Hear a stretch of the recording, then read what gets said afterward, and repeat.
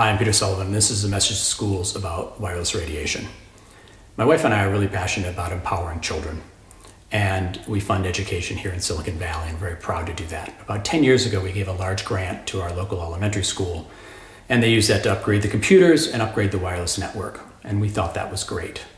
But I also study other environmental factors, not just things that empower children that we add, like education, but things that disempower. So things like lead and mercury, things that affect health and intelligence and undermine children's full potential. Okay, and so I spent about 10 years looking at lead and mercury and other toxic metals, and I was really surprised to see in the environmental health world concerns about wireless radiation. And when I started to really read the actual research that was there, I assumed that there was nothing there. I'm in Silicon Valley, I'm an engineer. I thought that it was just everything is fine and safe and well proven.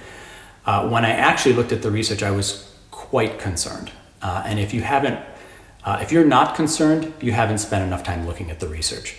There are some really major undermining issues, things like blood-brain barrier breaches. The one I'm actually most concerned about is actually calcium channel interference. Your calcium channels are in your brain and in your nervous system, and wireless radiation pulses are interfering with the flow of calcium in and out of your cells. That's pretty fundamental. And if you understand how neurons function and how calcium channel signaling is used to kind of lay out neurons and make new connections in the brain, that's being undermined by wireless radiation and electromagnetic fields. And so that is, at the deepest level, biologically undermining your mission as educators to help children make connections and learn.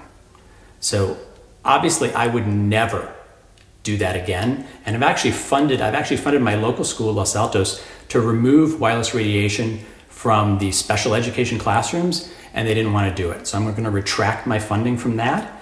I've also given notice to Gun High School here in Palo Alto, where they've had 9 children commit suicide since 2008. The CDC is now investigating the incident. The CDC is not looking at any environmental factors. So they're looking at the mental health network to make sure that it's there to support the kids.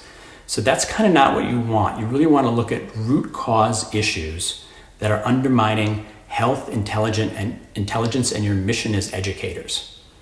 So I hope you take this seriously, and I hope you look at wiring your classrooms, having wired internet connections with Ethernet or fiber optics, and looking at reducing wireless exposure in classrooms to keep our children safe so they can reach their full potential.